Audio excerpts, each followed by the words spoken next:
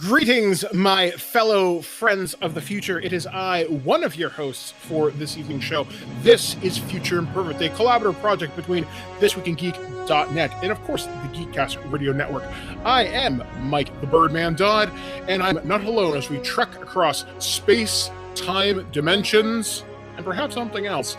We are here to celebrate cool things. We're actually going to be pitching our own sci-fi shows this evening. These could be ideas that are of whole cloth that we have created with our own little hands and minds, or they could be reboots of franchises or shows that maybe only lasted a season, maybe a couple of episodes in some cases.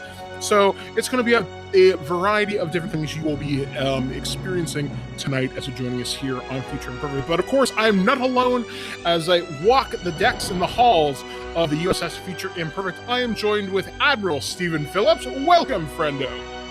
Hey-o. And of course, we are now joined with regular. Oh my God, he's moved up from guest star. We have writer and now podcaster Aaron Paulier. Hi, how's it going, everybody? And it is my ever-lovable co-host, the guy who tries to rein me in more often than not, the man from Kitchener. I was going to say, rein you in, Alex. I generally used to be you had to rein me in. Now I'm like, Michael, stop it. Michael, stop it. Yeah, you're like, is it worth it?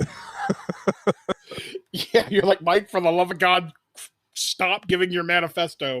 So yes, guys, we are here on Future Imperfect this week. We are going to be talking about something, like I said, rather fun. We're going to be pitching our own original sci-fi ideas to you. So this idea was brought up by Aaron a few weeks ago. We have a kind of group chat that we talk on Facebook, kind of throwing different ideas, sharing memes back and forth. And Aaron would have been about 2 or 3 weeks ago mentioned, hey guys, why don't we do our own sci-fi show? So that got the ideas and creative juices kind of flowing between all of us, because all of us have some background of creative experience. I myself have been a role-playing game player for many, many, many years. I've written some short fiction, none of which exists anymore. It was all written down in good old line notebooks back in my high school days. I mean, I have written some blogs online, but they're lost to time. They're mostly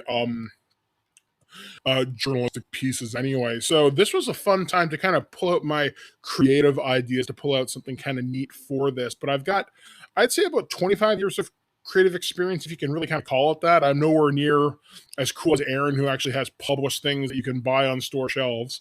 But this will be a fun thought experiment between all of us. So Steve, what kind of experience do you have kind of bringing to this? Well, I used to actually write a lot of fanfics back in the day of just popular series or games. Back in, like, what was it, middle school, my friend and I wrote a Mega Man X Dragon Ball Z crossover series,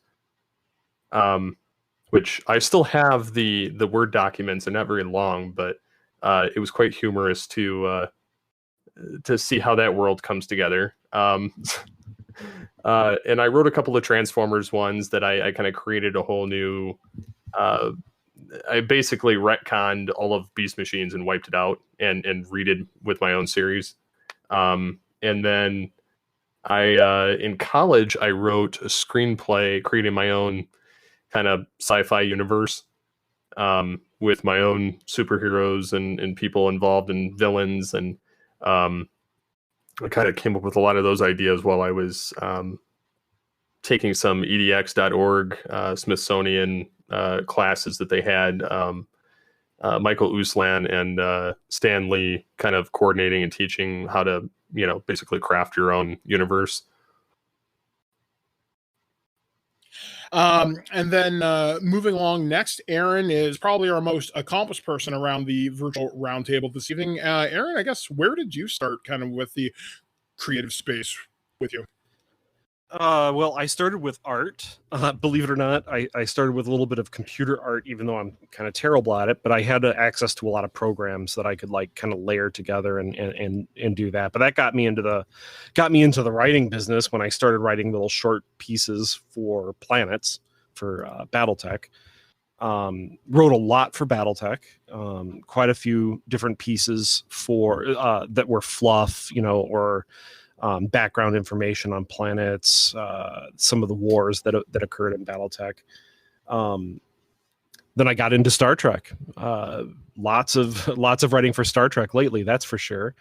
I've done some work on some novelization type stuff in the background. I've never really progressed very far in it because I'm never very happy with my dialogue, let's put it that way. But I have a few worlds that I've been kicking around in the background that I'd like to actually put out a novel for.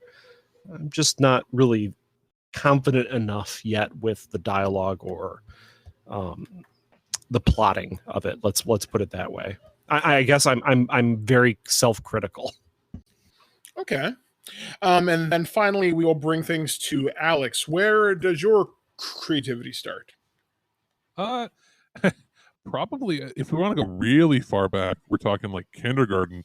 You'd make your own little fan fiction drawings, and we had to have journals, right? Before each day we bring in dream journals and different things. So it was all like Transformers and spaceships and whatever weird stories there. I think I have a couple stories that we dictated out to a teacher's helper that they would type up on the computer and it would print on the dot matrix printer. I think my mom has them. I had one where an alien ship landed I think it was on or around Frankenstein's castle. And I'm like 6 years old, and you're supposed to write a 2-page thing, and they ended up printing me, I think it was 35 pages. And like I was dictating it, like I had the whole story mapped out in my head, and I dictated it to the teacher's helper, and they typed it all up. They printed the whole thing, and I think I still have it somewhere. So that's like late 80s, early 90s. And then in high school, I was taking a bunch of computer classes as well as film studies courses. So I made a bunch of short films that were either a little avant-garde or usually horror-based. Did some things that you would get in big trouble for now, like bringing a fake gun to school to shoot a movie. Where, and taking the fake gun, painting the tip black so that it didn't look like the orange fake gun. Oh, wow. Yeah, filming the whole thing in school. And this is after Columbine. Doing the whole thing and then having the video presented. I didn't know it was going to be done, but they presented it to the entire school as a short film festival. And when looking and seeing when the vice principal and the principal realized that I filmed it in the school, the look on their faces and the look of panic on my film teacher's face, because he didn't see the final cut before I edited it. And that would have been interesting. So I had that background. Luckily, I got away with it because it was a very avant-garde sort of film. It was clearly not supposed to be like a school shooting video or anything. It was just we had to film where we were filming. And I also took some computer programming courses, and everybody had to make Tetris for I think it was when we were learning Pascal or Java or something. And I said, can I do something different? And they're like, okay, what do you want to do? So I ended up making my own RPG engine. So I made my own like simplistic JRPG engine, and I had a whole binder full of notes where I was going to make this sort of sci-fi fantasy world, a little bit of Final Fantasy, a little bit Star Wars sort of thing involved. I don't know where that is. I think I saved it. I transcoded it or transcribed it from a book onto a floppy disk, and Lord knows if I know where the floppy disk is and how to. I'd have to buy a external floppy drive controller just to like even check the few floppy disks I still have from back in the day. And if it's on there, cool. Then there's untapped stories. But that's pretty much where my background was with them. And other than like I had some friends that were cartoonists, and I'd help them conceptualize when they were making their own like publishing their own web strips and stuff back in the day. But that's about it. All right. So now that we've kind of given everyone's kind of backgrounds from the creative arts, I guess we're going to kind of go around the table virtually to give our ideas. And we're going to start with me, then we're going to go to Steve, then we're going to go to Aaron, then we'll finally round things out with Alex. So I guess, do you guys want me to start with the shows I might resurrect, or do that as kind of the end of it? If we have honorable mentions or things you'd want to resurrect or remake, I think those should be first, just to get that out of the way.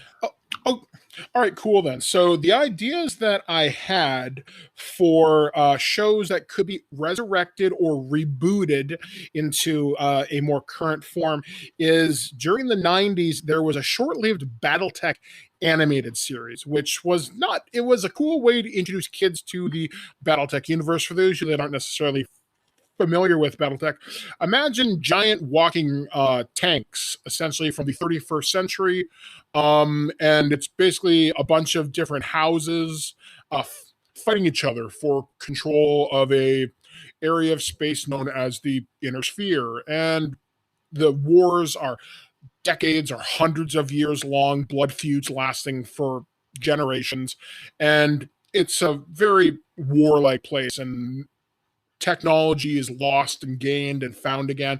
It's a whole complicated history. So a series in the 90s was 13 episodes, explained a point in history known as the Clan Wars, where basically these guys came from deep outer space who originally were part of the inner sphere, said, you know what, your politics suck, we're leaving. And then they come back to conquer the inner sphere. And this unites everybody, comes together, and eventually we win at a cost. But my show would be a little bit different. I'd reboot it into live action, and my pitch would be my elevator pitch would be Game of Thrones, but with mechs. So I'm going to set this during the third Succession Wars, but before the clan invasion. Each season would be about 13 episodes. And how this would work out is this would lead up to the big bads of the series being the clans in seasons 6 and 7. So establish all the houses, all the main characters, and kind of get to know the internal kind of politicking. Obviously, there will be some fights with mechs, but there'll be some land battles. But it's going to be about people first and foremost to understand why these people are fighting. One of the things that I have set up in my show pitch is the clan invasion is the show's equivalent to the Red Wedding from Game of Thrones. Basically, major characters die, a major world falls, and you realize things are very, very bad. And then you follow them to, I guess, some of the first major clan offensives, and that's where the series goes from there. So that's about as far as I thought that out. The next one that I wanted to develop was Halo ODST. So this involves no Spartans. You will not see a Spartan until the last 5 minutes of the series. An ODST trooper is a orbital drop shock trooper. So basically a soldier wearing heavy armor. They come in these pods that are dropped from a spaceship from orbit. So I want this to feel like Band of Brothers focused on fighting the aliens known as the Covenant. And I want this to happen before the Battle of Reach. Reach is a major turning point in the war where humanity is on the run. Bad things have happened. Most of the super soldiers are dead at this point. And I want it to be just very warlike, but I want it to have a little bit of heart too. And the series is going to end where you see the Master Chief get loaded onto the Pillar of Autumn at the end of Halo Reach. So you know where the series will end, but it's how you get there. So you follow this ODST team as they battle. And then sorry, wasn't that, just to comment on that, wasn't that already what they were planning on making the TV show back in the day on? I don't know if they ever developed that far. I know there was a short film that featured ODST people, but I don't know whether it was ever gone beyond that 5 to 10 minute pilot. But this would be something I'd love to see. I just don't know if we ever will see it because the Halo series has been developed by Showtime for a million years. It's Microsoft. Eventually they'll do something. Yeah, if they are smart, the Master Chief still makes money. So the next series is animated that I'd love to do. And it has been shown that this series can survive in animation, but it's only ever had one movie. Mass Effect. I'm setting this post-first game, so you establish the world, you kind of know what's going on, Commander Shepard's established, but you will never meet Commander Shepard. Shepard is referenced. Shepard will also be canonically, in my world, FemShep, because FemShep is awesome. I love Jennifer Hale, and you can use her voice because I think that'd be awesome. The series will follow a Solarian STG team or a Turian Spec Ops team because I want to focus on the aliens, because Mass Effect, for the most part, does focus on the human alliance characters. Maybe we see the war from a different side. And with the freedom of animation, there's a lot of things you can do. Plus, setting it in this setting gives you the collector threat, gives you ideas if you want to follow the Reaper threat. Also allows a lot of the internal politicking with the Citadel races and whatnot. It gives you a lot of playground to go into if you want. Plus, if it's animated, like I said, there's no real budget limit, so you can do whatever you want. Maybe do a 26 episode season, see where it goes. Finally, before I get to my big pitch, Terminator. That's right, the series that never seems to friggin' die. We tried this before with Terminator, the Sarah Connor Chronicles, which ended on a cliffhanger that will never, ever get resolved. So, Reboot City, let's go back to a time where this thing is set entirely during the future war. In fact, takes place just after Judgment Day and follows a family trying to survive in the first days after the bombs have dropped. So this would follow the establishment of the Resistance and TechCom, and is essentially a road trip across America, starting in Boston and presumably ending up in like Wyoming or something. It's like Walking Dead, but yeah, exactly. Yeah, exactly. It's Walking Dead except with endoskeletons. Plus, they'd have to fight with other survivors, other monsters, or things that are out there, because things might mutate. I'm not saying it's like Fallout, but hey, that's another series too, right? But yeah, and the idea is there's this thing known as the Skynet termination line. Everything behind that line dies. So my group of survivors, this family, which includes children, has to stay ahead of that line. Anything behind that line is dead. So it's always constant pressure to keep the series going. And obviously we would find out about the mythical John Connor. Would we ever meet him during the course of the series? I don't know. Maybe not, because you already know where the series is going to go, but I think it's getting there that is the most interesting. And that would be my pitch for a new Terminator series. Obviously, it's not going to be cheap because it's live action. But if you do, every series that's done Future War has always done just before Kyle Reese jumps back in time. We never see what happens immediately after the bombs fall.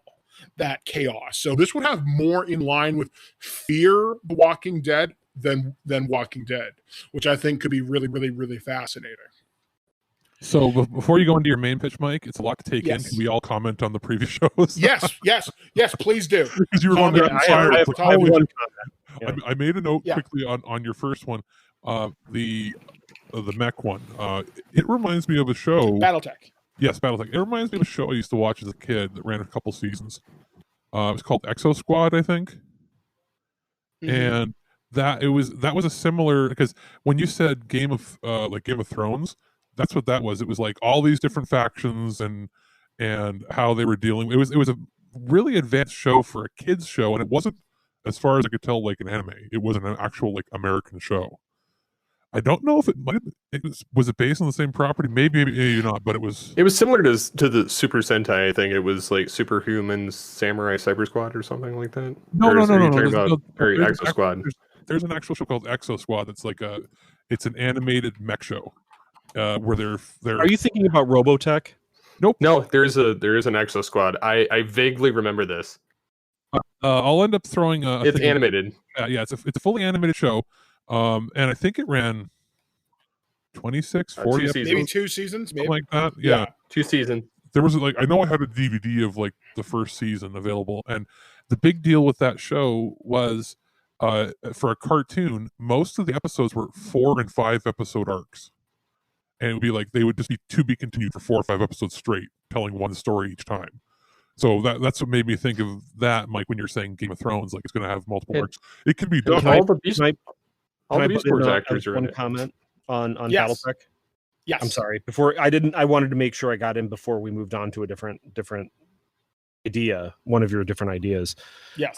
I think there would be a Battletech fan out there that's listening to that would have an eyebrow raised. I think instead of third succession war, you actually meant fourth succession war. Oh yeah, sorry. Yeah. Sometimes I get some of I'm my just making numbers sure mixed up. because the third succession war is a pretty epic time where like the inner sphere is literally falling back into Mad Max kind of era, but the fourth succession war is the kind of grand big it's where Hans Devian starts the fourth succession war by giving away a rival house as a wedding gift to his new bride, and the actual leader of that house is sitting there in the audience going what the hell? You're giving my own realm away as a wedding gift, and they timed their invasion for that wedding gift. I mean, it's pretty crazy, but I thought that's the only thing I wanted to bring up. I'm sorry. Oh no, that's fine. Yeah, I think I linked it in the chat so you guys can check it out. But that show, it's a similar idea. It's not based on the same property, but that shows that it could be done. They did it like 25 years ago, and it didn't necessarily have the legs that it would probably have today. With it was an unheard of concept. Other than I think some of the X-Men cartoon and Spider-Man had multi-part episodes, but as far as They did it with an animated thing, so it shows that there's a market. They could do it live action, especially with if it was HBO or somebody. Yeah, like my show needs a budget. We're talking HBO money for sure. Yeah, because otherwise, if it showed up on the Sci-Fi network, it would just be cramped in a room with close-up shots of everybody, and then occasionally graphics that look worse than Babylon 5. So it has to be on it has to be Netflix, HBO. Or something to that extent. Like Hulu wouldn't put up the money for it. Yeah, exactly. Like this is a show I'd love to see done because the Battletech property has such love behind it. It's not as well known as it used to be, but I think with the popularity of its games over the last couple of years, with Piranha Games and Paradox Interactive, there is love there still. Because I don't know anything about, I'm not very familiar at all. Like it's a different universe than MechWarrior, right? No, it's the exact same thing, more or less. Okay, so that's part of that, because that's my only experience then with it would be playing MechWarrior 2 and 3 back in the day. Yeah, so that would be if I had to pick out of those 4 shows that I pitched, that would be the one I'd put the most money into, and then Terminator probably. All right, so my next one that I mentioned was Halo. What do you guys have to say about that? I think it's going to get done. It's just I don't know if it'll be the same timeline. I think it's going to depend. Like they have been saying that they hadn't officially canceled that show that they were planning to do for the Xbox, live thing, but then they canceled having Xbox Live do live video. So, but I wouldn't be surprised if they do something with Halo Infinite coming out with the new generation of systems.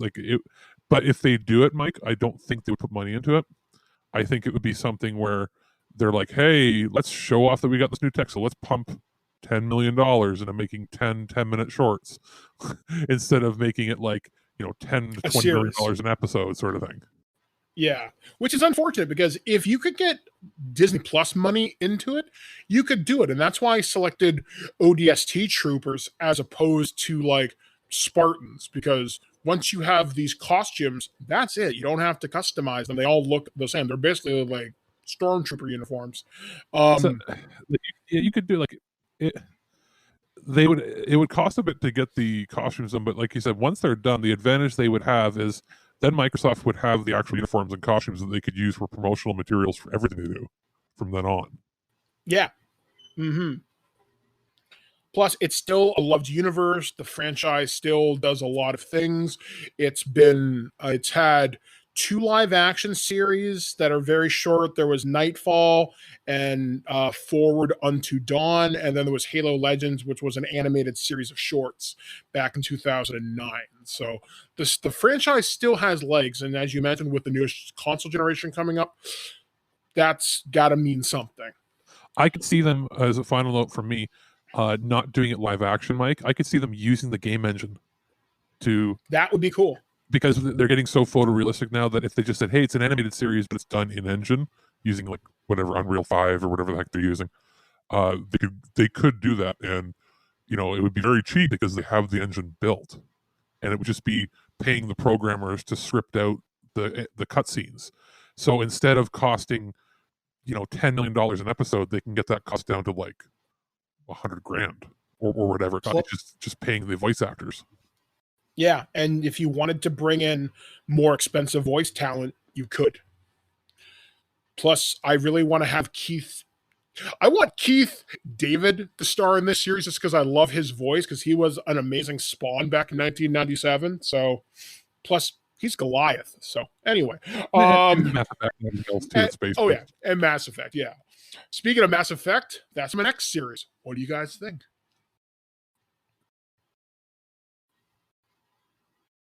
I'm the weird one that I guess I don't play a lot of video games. I mean, I've played the Mass Effect games and I like them, but I don't think I can speak about them intelligently. Does that make sense?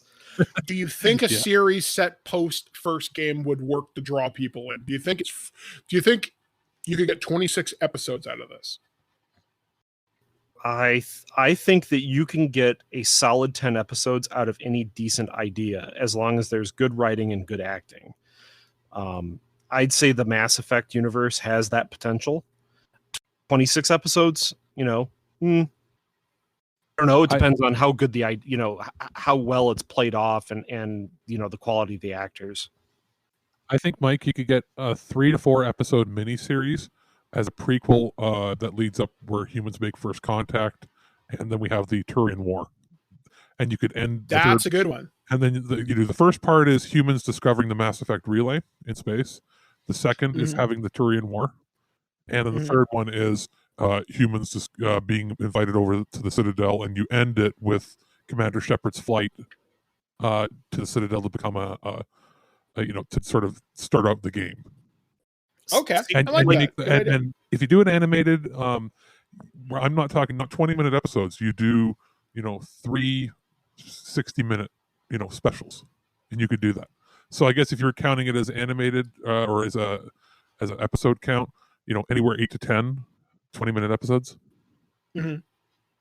I think that like the more interesting stories could take place on the Citadel, but the automatic comparison would be to Babylon 5, and I think that would be a disservice to both Babylon 5 and Mass Effect. Does that make sense? Yeah. Mike, have you ever actually watched Babylon 5? I've watched the first 2 seasons. Because in playing Mass Effect, they took a lot from Babylon 5. Yeah. A lot. From a lot. Like, the main plot is basically Babylon 5. And then I guess my final idea is the Terminator series. What do you guys think? I love Terminator. I think that the Sarah Connor Chronicles was cut short far too soon, just when it was really starting to get interesting. I think a show set directly after Judgment Day could be good, could be really good if done properly. I think that's the challenge. The challenge is doing that properly in a post-nuclear kind of apocalypse, but also doing a Terminator well seems to be very difficult. I think it could be done really well. I'd love to see it. I want to see more good Terminator. It would be interesting if they played it like the mini-series for Battlestar Galactica, where you just take most of the first season and have most of the first season happen beforehand. Make it like a family drama. And it's just, you're focusing on a family or a couple families, like one in Hawaii, one over here, one over there, and you're just seeing them, and they're living out their everyday lives like normal. And then at the end of the pilot or at the end of the first 2 episodes, the first bombs go off. And then you start to catch up, and you become invested with these multiple families across the world and how it's affecting the world differently. And there's all the chaos that ensues. The people that are closest to it know what's going on, but the communication lines are down. You could do a really interesting thing with it, especially if you set it like, let's say you set the show and you do it like 24, where each episode for the first 7 episodes is a week before Judgment Day, and each day, like each episode starts with a countdown, And I like that. So it builds attention, and you could even do it where in the top right corner of the screen, it literally has a timer counting down the minutes. And then you get to the last episode or the second last episode of the season, and you see each of the families as it ticks to 0. What happens? And then you set up. You see the bombs go off, and that's how you cut off the first season. And then you build up hype over 6 months to go into the second season, whether or not that'll give it time to see whether or not it has enough hype going into it if people really want to tune back in and watch. It also could leave it at a good point that if it got canceled, you're like, holy shit, we just saw what happened leading up to Judgment Day. And if it is popular, then you have multiple seasons you can go with, and you have already established characters. You'd have to make sure that some of those families are tied into like Skynet and things like that. So the fans actually want to keep knowing what happens to these people. And it can start out with, rather than just random family drama, Well, no, yeah, sorry. What I meant was, I should have said that's actually where I was going with is, you don't realize they're tied to it, but they are tied to it. So, it'll be a family where it's like a truck driver and his family. Well, it turns out he works for Cyberdyne. And some of the stuff he's been transporting is, he's like, oh, I've got a government contract right now. We're transporting stuff back and forth. And you start to realize how they're connected. And I guess you could throw in a family, throw in the Dyson family or somebody that people would already know. So you have one person, one person's family working at the center of it all. And then the rest of them are tangentially connected, or you find out, it's like, oh, there's somebody that will play a big part in the future. You could even do something where the opening scenes of the show are either clips from the different movies that have been out, showing the future, and you see some of these people, when they're fully part of the resistance, and then it just like somebody gets knocked on their head or they're getting attacked, and they just flash back and it shows how everything began. That's when you have the countdown happening. I like that. Yeah, that's clever. Okay, so now gather round, children. Sit tight and prepare you as I regale you with the tale of my main pitch. So this one is going to be something near and dear to my heart. I love horror movies. I love scary movies. And there are scary sci-fi movies. One of my favorite series of all times is Ridley Scott's Aliens. My favorite movie of all time is James Cameron's Alien. But I want to do something a little bit differently, because one of the things that horror movies have done to varying degrees of success is tackle H.P. Lovecraft's Cthulhu mythos, which we talked about in the last episode of Future Imperfect. So I am doing a mixture of William Gibson's genre that he more or less created, cyberpunk, and crossing that with Cthulhu. There was a role-playing game supplement years ago by Steve Jackson Games called Cthulhu Punk. I'm taking the basic idea and reworking it into my own thing. The title of my series is called Wetworked.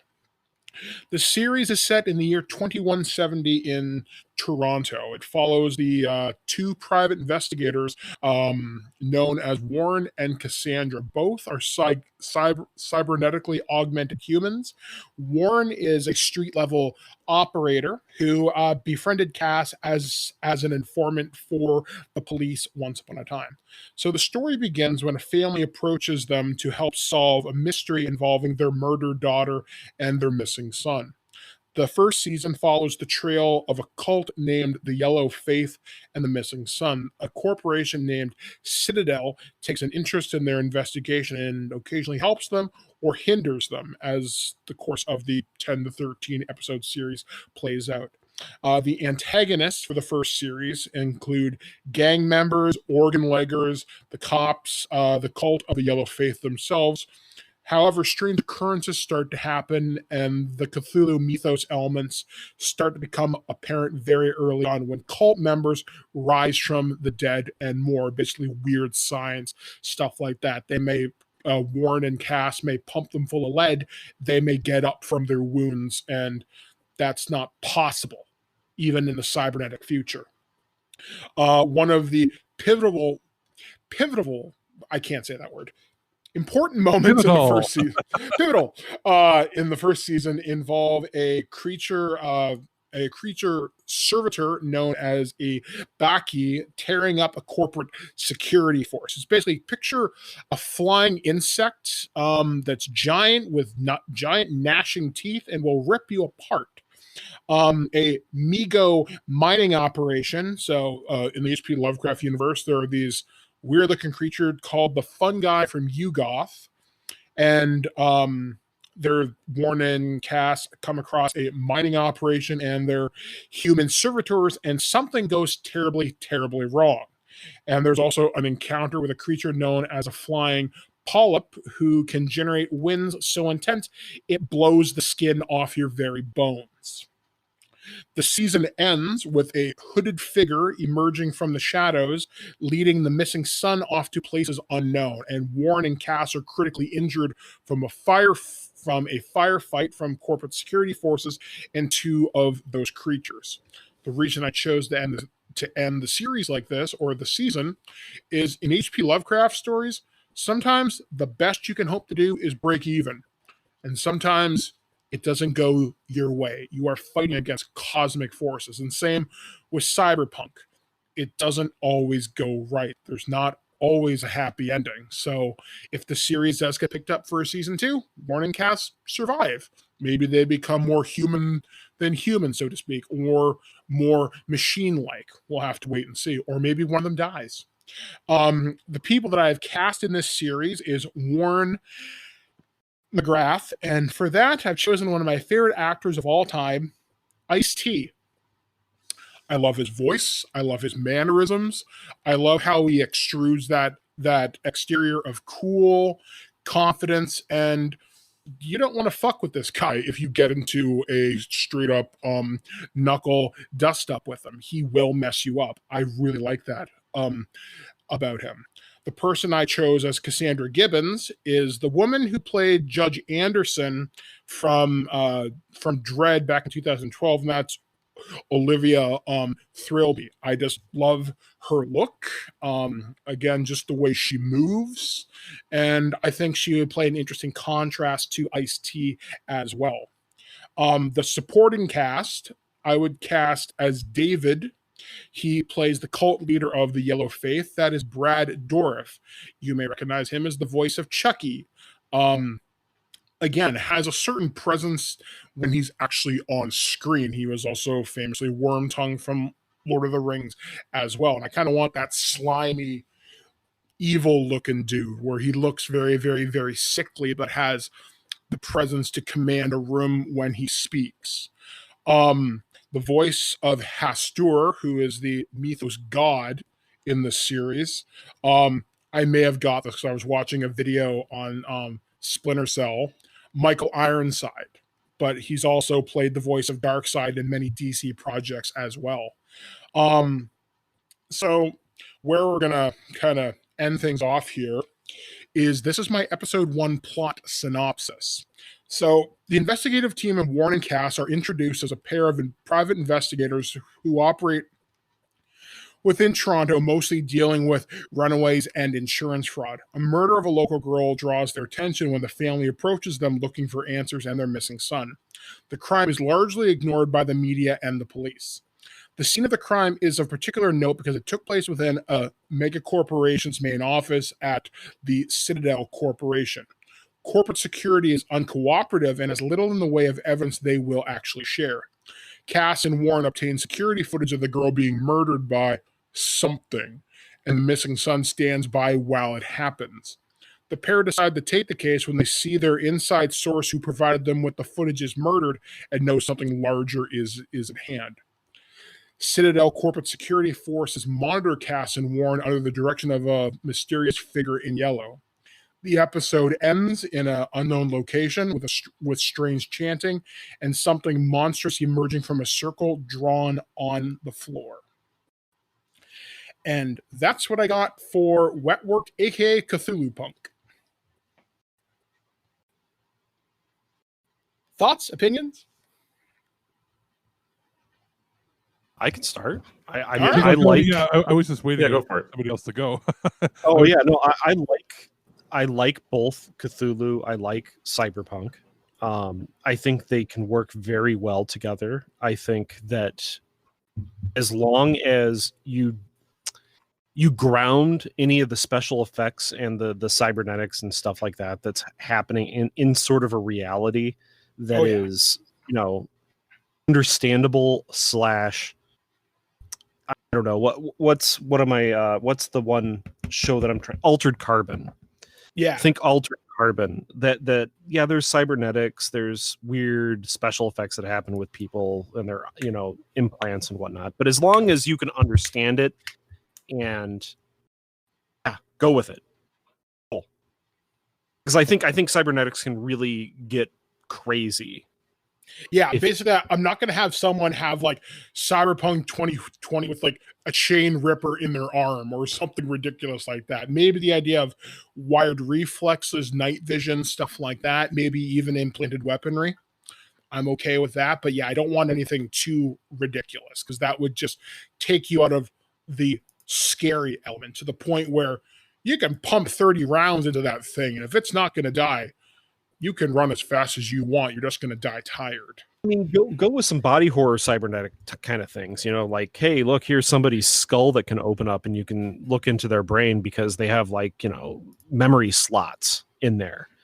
Some body horror stuff in a Cthulhu-esque setting is completely this would not be something that airs on broadcast TV. Well, maybe the CBC would do it, Mike, but I don't think it would air.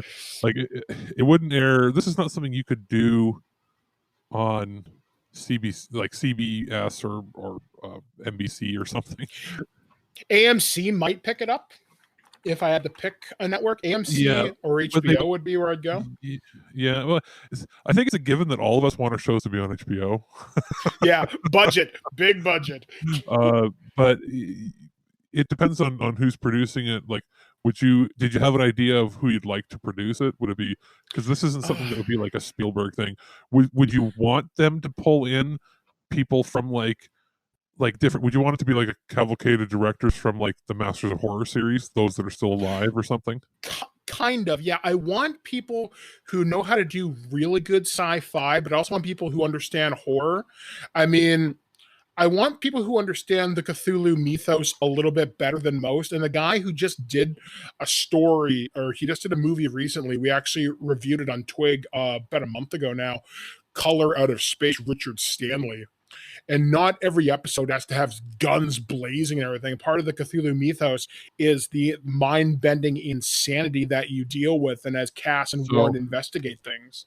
So like maybe like I don't know if he would do it based on his high profile projects right now, but like Dennis Villeneuve, the Canadian director that did Enemy, Blade Runner, wasn't it? The new Blade Runner. He understands all that. But I was thinking, did you see the new trailer for the HBO the new Lovecraft TV show made by Jordan Peele? Yes, I would love to get him involved. So maybe Jordan Peele take control of it, because he understands that weird horror thing. It's just, you might need somebody that understands or does more with traditional like monster makeup involved too. Yeah, like my series would be as many practical effects as possible, because as Aaron pointed out, if it's more grounded and it looks real, it's going to get you more invested. I'm not saying it has to go to Game of Thrones level of gore, but so you better believe what you're seeing. What you'd want is for them to like have a pilot done by Cronenberg and then go from there. Yes. Cronenberg, with a budget. King of body horror.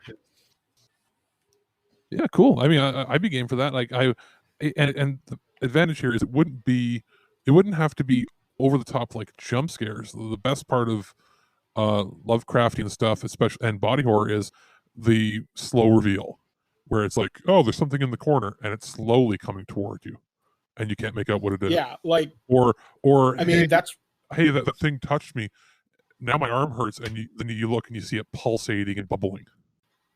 Yeah, because like that's why I only want to deal with certain monsters and mostly human servitors. That's why the flying creatures, I'm only dealing with those as big bads, like big moments. Like maybe the flying polyp could be like a mid-season episode, because they're like, what the hell is that thing? But they're not going to run in Shoggoths, which are basically sentient protoplasm, which eat people. Yeah. You could do things like demonic trees and stuff like that could play into it, or play with the shadows more than anything, because then it's pretty easy to do that. Yeah, because I want it to be scary, but not like Buffy the Vampire Slayer monster of the week. Monsters are there, but you don't always see them. And sometimes you are the monster, because part of cybernetics and body horror is you're taking a piece of yourself and changing it forever. That piece of meat and that piece of technology, even if it's genetic, if it's cybernetic, that comes at a price. So the more of you replace, the more of your humanity you eventually give up. You could even run it a little bit like Cronenberg's Existence, where people start implanting themselves with computerized components that allow them to interface with virtual reality games, and they stop being able to tell what's real and what's fake. Yeah, like I'd love to do an episode featured around net runners, people who plug their brains into a computer kind of virtually. So I have many cool ideas. So yeah, that would be Wetworked. Steve, any comment from you, my friend? Being that I'm unfamiliar with a lot of the things you just discussed, but it does sound interesting. The way that you've kind of weaved it together and made it sound with all the different variations of things going on, kind of making you think more internally with it too. Yeah, because I don't want to just be like, "Ooh, look, blood and gore." That's cool and all, but I guess the ultimate question... want depth. Yeah, I want depth to my series. And while there's going to be big monsters, and this is definitely a Cthulhu show, it's not going to be Cthulhu meets Buffy the Vampire Slayer. Like, because Ice-T can act, and there might be some kind of plot lines there about how he's questioned, man, I've given up a lot of my body over the years. How much of me is actually left? The other, the woman who's worked for the cops for years, maybe she asks herself, have I been on the right side of the law all this time? Maybe it's revealed over the course of the season she was former corporate security and she's been lying to Warren for years because it was part of her cover or something. I don't know. I'd make it up. Like there actually was a show similar to this, not with the Cthulhu aspect, but the policing. And there came out, was it 3 or 4 years ago, 5 years ago? Almost Human. It was on Fox. I think, yeah, and it had Carl Urban, wasn't it? Carl Urban, yep. Yeah, and it was he gets an android partner, and then there's a whole bunch of mysterious techie stuff that starts happening. I never did watch that show, but I always wanted to. It was good, and then it was. Yeah, I watched the first episode and went, Fox is going to cancel this. It's too good to be on Fox. And it did. All right, so I guess those are my ideas, such as they may be. So let's bring things up to the Admiral of the Future Imperfect, and that would be Steve Megatron Phillips. Thrill me, baby, with your honorable mentions, if you have any. My honorable mentions, I came up with these while you were doing your honorable mentions. While I do enjoy some of the series and some of the thoughts that you had in some of those, I have a little bit different scenarios. 2 of them are very similar. One of them is not. I do like the aspect of the Mech Warrior type of series. I did used to read those books. But I have Galaxy Quest as a TV series. Interesting. Because it kind of takes the elements of what the Orville has that's good, except it's actors having to actually become this role that they played, but for real. Not just like the movie, but it's on an extended basis. So the idea behind that is I not only, 1, enjoyed the series, but 2, I like the entire premise of it because they're all basically green. So they would have to kind of figure it out as they go. So that's one of mine. Another one's Andromeda, just because I would like to see it with modern day special effects, and it sorely it looks very dated compared to the Star Trek series that were even out around that time and previously, because it was made on Sci-Fi Channel. Most things that the Sci-Fi Channel puts out now, cough, Vagrant Queen, cough, Anything anything they put out that wasn't dark matter in the last 10 years.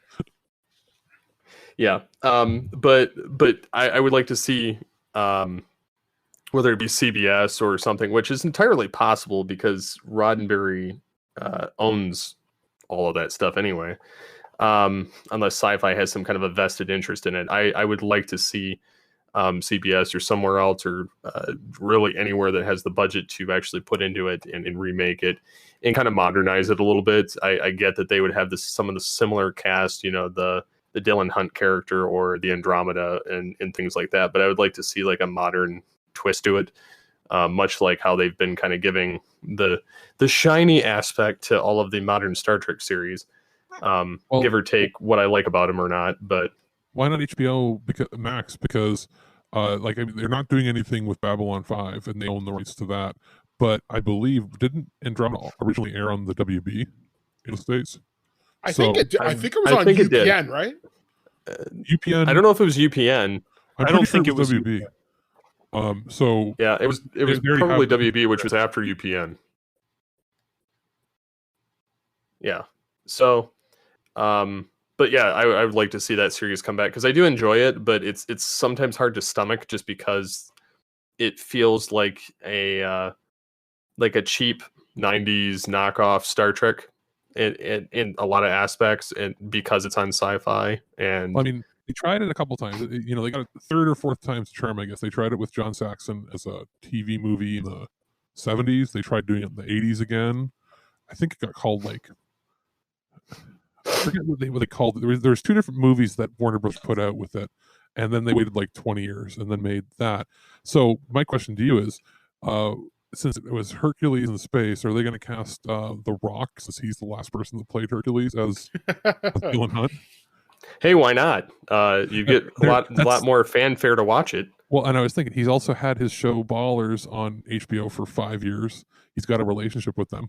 So that would be cool to see. It would be interesting, like if he was willing to do, I guess, a really super jacked up captain of a ship that can beat people. Then again, in that show, he was that staff thing he would use to beat people up, and it wasn't as believable because Hercules wasn't as buff by the time he did that that show as he was 5 years earlier. So yeah, he thinned out quite a bit. It would be nice to see this, like a full blown Would you want it to be full-blown action, or like the original one was, or a little more political? I think the action thing would be good as long as they make it. Well, like the thing is extreme or anything. Yeah, the thing is the way today's culture is.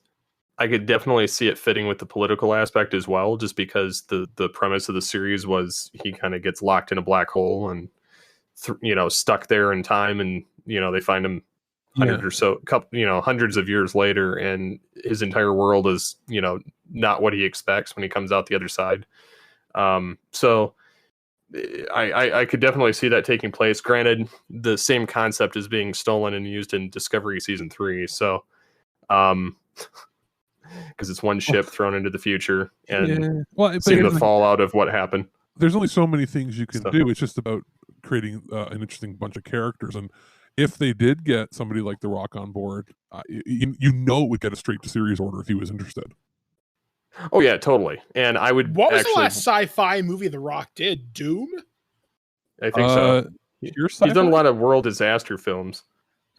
Yeah, like he's done disaster movies, or like,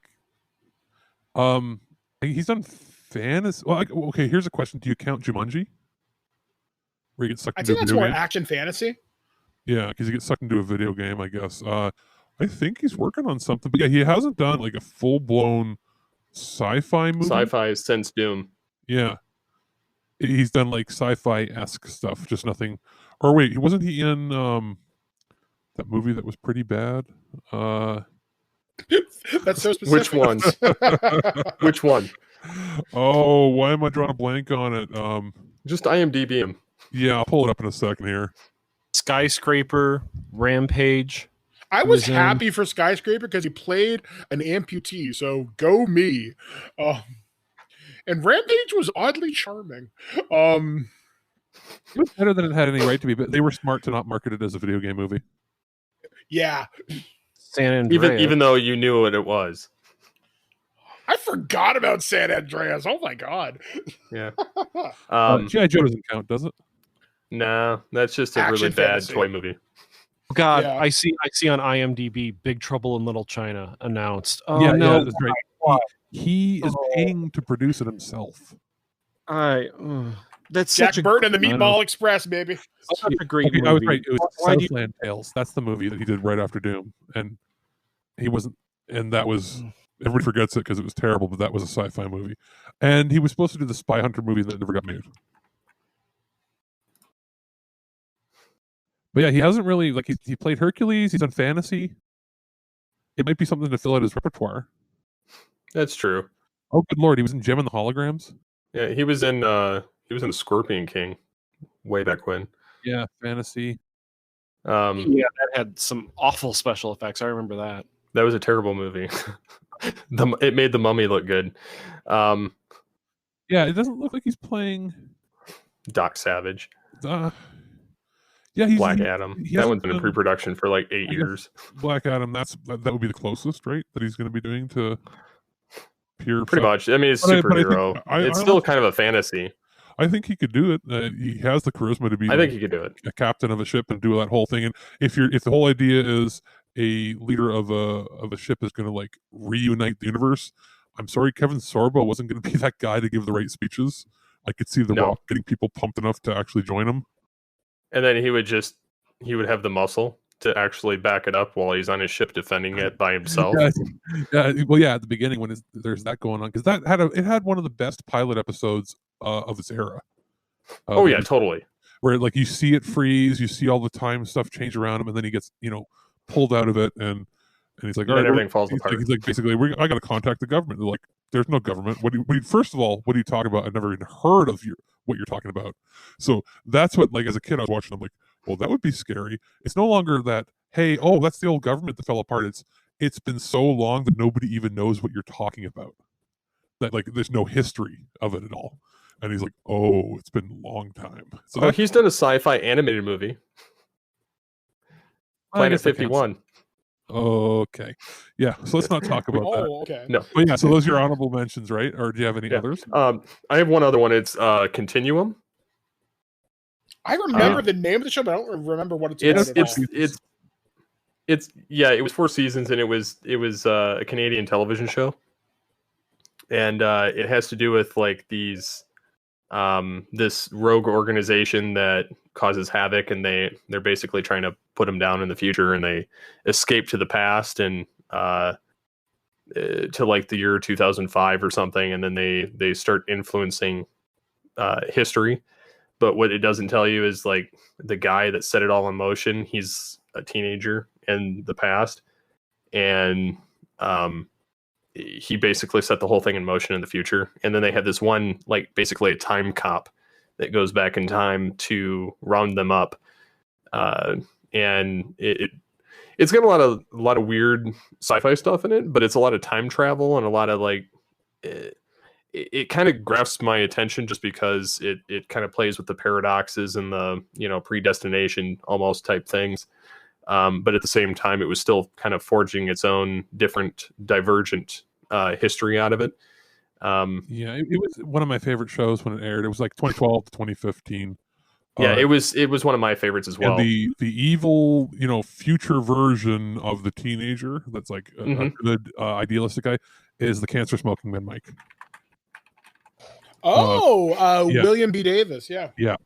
And it's a who's who of Canadian actors in it that have been in sci-fi.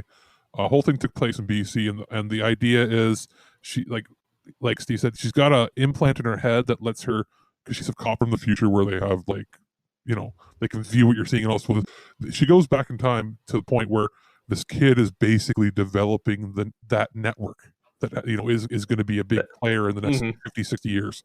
So she like taps into it, and that's how they communicate. He's like, who the hell are you and what are you doing on my network? And she's like, who the hell are you and what are you doing in my police network? In her head. And that's where it's about stopping a terrorist group, but it's a cyclical thing. Like, what came first? Did they have to send people in the past to do this, or is it the future ruined because people were sent to the past? There's a lot of stuff that goes on. It was actually pretty high budget. It was run by, I think, Showcase up here. I have no idea who aired it in the States. Sci-Fi. Okay. And it was really, really well done, and it's worth a watch, Mike. It's only 42 episodes.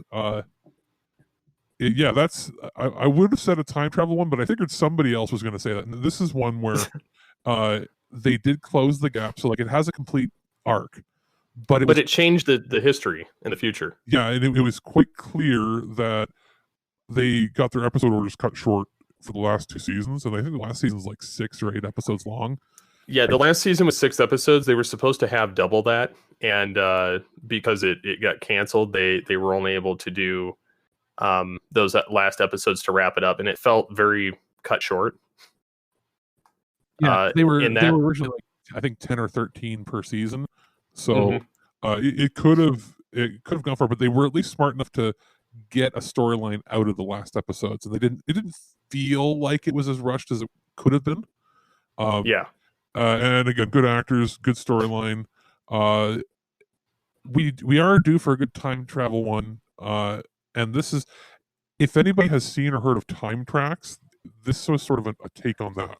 That was a show that aired on the P10 network, which became, I think, UPN eventually.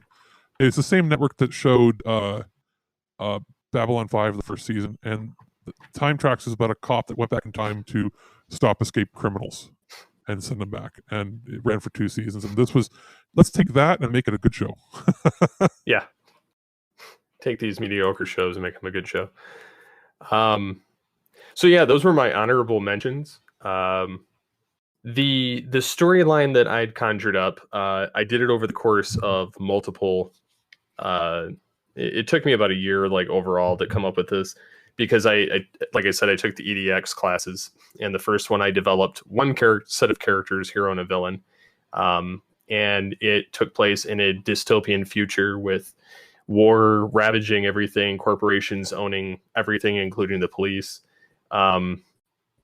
So basically, one by one, corporations would take over until they owned the police and their citizens. And there's an element of some basically rogue people that are battling against this big government entity that's that literally owns everything. Like they call the shots. It's downright dirty. And there's this one character that survives this onslaught of this bombing on their location, and uses a time travel suit to go back in time to present day. And unbeknownst to the world, events take place back when he gets there. That will basically change the face of the planet until one particular man digs a little too closely to the details and discovers the head of the entire downfall of it. And he's basically sent to be assassinated during a conference where he's speaking about something, and he's doing a lot of humanitarian stuff, and they don't realize that they basically activated a mutant DNA code that causes him to heal. So he ends up not dead, but nobody knows it yet because he's being secretly trained by this guy that came back from the future. So it's basically the rise of this character to basically almost a superhero-esque role, taking on the original prototype suit that eventually evolves into the one that the future person has. And so it's there's a lot of parallels with some of the things with Continuum, because I'd watched that around the same time that I wrote this. And then there's other elements of Batman-esque type character villains involved in this. But what you basically end up with is I plotted out originally a 13-episode season where there would be different elements and different heroes that would come into the fold, and different villains, some from another planet, that kind of are what ends up escalating the future timeline. But but yeah, that's kind of the premise. The show's called Altered Generations because there's a lot of time travel-y type stuff that goes back and forth, and that ends up altering history in different ways. But that's basically the start of the premise of what I had. I don't really have anybody cast in it per se, but I did like a lot of the production that was done on Continuum, and so like a lot of that I would probably take into consideration, as well as like other known sci-fi people such as like a Brandon Braga or somebody like that to produce it.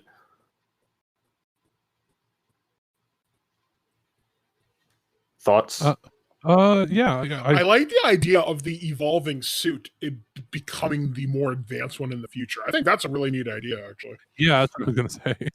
From a production standpoint, like how I was picturing it in my head was, like you said, the Continuum. Also, pretty underrated, I think, at least for the first couple seasons. That show on, was it TNT, Falling Skies? The look of that show. Yeah. It had a very grounded sort of feel and look, and I feel like that would be something interesting. Yeah, and that's kind of how this would kind of be, is that it would look like kind of a normal, modern, everyday life type of show. It would be live action, but it would also be modern in the sense that you would have a lot of the different a lot of different representations in it. There would be a lot of peaceful coexistence between people, at least until these corrupt people get involved. And I also the main character is basically, he owns a giant media organization, and so that's basically he's doing some news reporting, and he gets a little too close to the information, and that's why they hunt him down. But it ends up with an onslaught battle between him and the corporation leader, and you find out at the end of the first episode that he's not really the one pulling the cords on the entire situation. He's actually got a mad scientist that's in the basement of his building that you find out that this leader of this organization is actually a clone by the end of the first episode, leading to the fact that he's going to be back, just in a different version. A lot going on, I know, but it makes sense in the screenplay. I was going to say, it'd be something where when it's laid out in the sequence, it would make sense, because it's a lot to process. Yes. And I've described it before. The first episode takes in a lot of that all in one, like in the first 60-minute screenplay.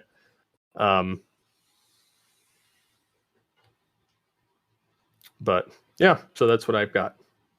All right. So now that we have heard it reminds me a little bit of Shadowrun as well. There's some Shadowrun. I like that. I like it. So I guess if we don't have any more questions and comments for Steve, like I said, I think it's a neat idea. It's got that bit of a Shadowrun vibe to it. I dig it. So I guess moving on to our professional writer of the group, Aaron, what do you have for us? You're putting all the pressure on me. Professional. I have one pitch, and it's because I actually struggled for a while. I did not want to come up with like repitching a show that's already been out or reimagining one. I thought that was kind of me copping out in a way. I'm not trying to criticize anybody here at all, because I just wanted to try to do something fully original. And I struggled for a while, because every idea that I did have that was fairly original, I didn't think I could easily pitch. It's more of like, hey, I should actually like write a novel about this, or maybe I should actually finish my novel instead of pitching it on the show. But I did come up with something, and I call it One Small Step. The concept is, it's an alternate history show where the Apollo program of manned missions to the moon isn't canceled. Because of the politics in the United States, NASA continues to push outwards through the 1970s and 80s, capturing near-Earth asteroids for exploitation. The Soviets actually continue to do this as well. The Soviet Union never falls apart because of this, because in 1986 they capture a near-Earth asteroid that was highly rich in uranium and other precious metals, so their economy doesn't collapse like in our timeline. The current date for the show is actually in 2013, and NASA has pressed outwards into the solar system along with Sovcosmos, and it's basically the greater Soviet space program, and tensions are high on Earth. Both programs have had colonies on Mars since the late 1990s, and each nation, along with some small groups from allied nations, have a sizable population there. When I'm saying sizable, I'm meaning like a couple 100,000 people total. A few different conflicts have occurred differently than in our history, including a 2007 war in Iran and Pakistan, a brief but nuclear civil war in China, and an Argentinian empire slowly spreading through South America after a failed Falkland Islands war with the British, with the UK. The series, actually, the first episode, I only kind of envision 6 episodes for the first season, about an hour each. And the first episode is framed as a news channel documentary about the newest NASA Mars colony group. So this episode's kind of like the exposition episode, and it tells about the rise of the main space program and how it's different from our timeline, right? It'll give like a breakdown of the main personalities that are in this Mars colony group. It also gives an opportunity to talk about the challenges and the breakdown of the Outer Space Treaty of 1967. And I know that's really pedantic, but it's a real space treaty that was signed by most nations in 1967 that basically said, hey, let's not have wars in space, and nations can't actually use nuclear weapons in space. So the breakdown in the Outer Space Treaty actually occurred in 2001 between NATO forces and Warsaw Pact forces on Mars.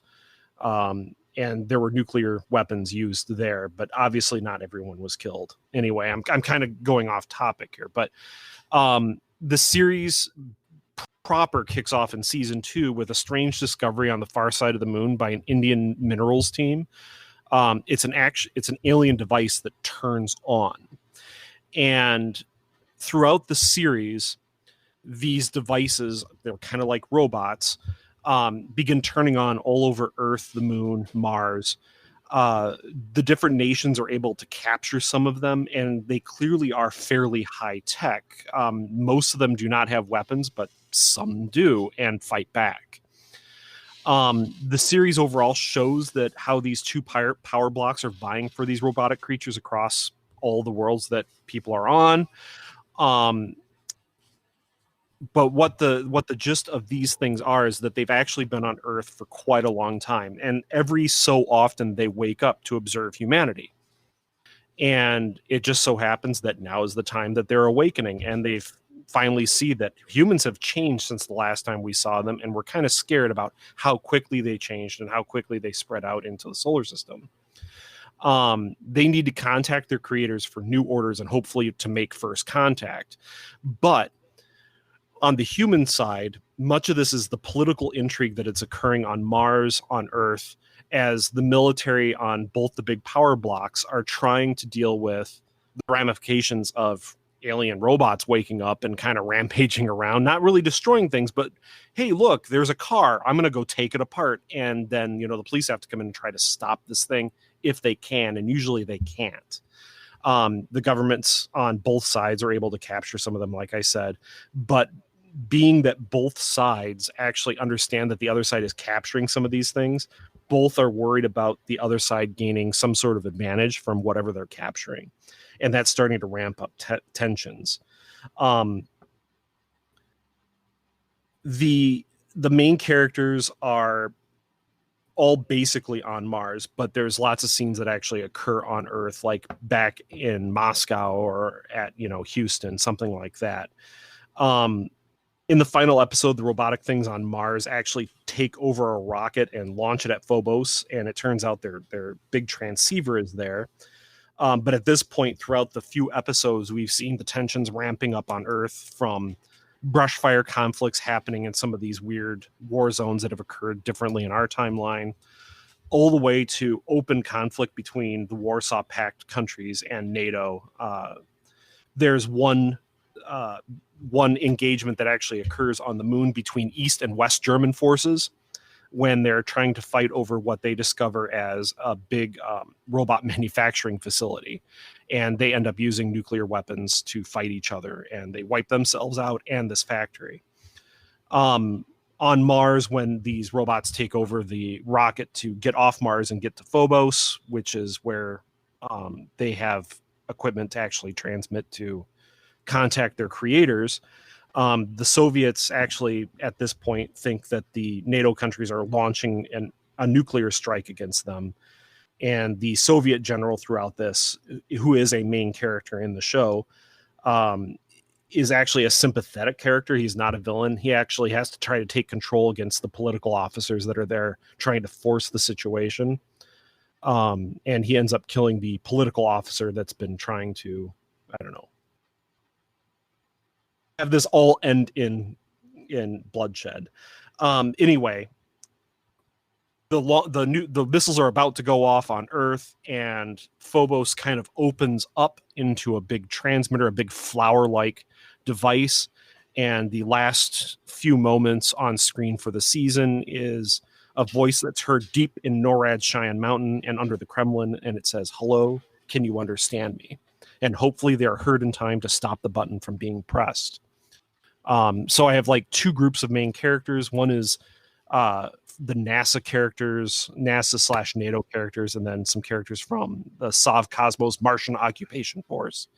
On NATO, it's Colonel Amelia Cunningham, USAF, woman in a man's world, combat pilot that served during the Iran-Pakistani War of 2007.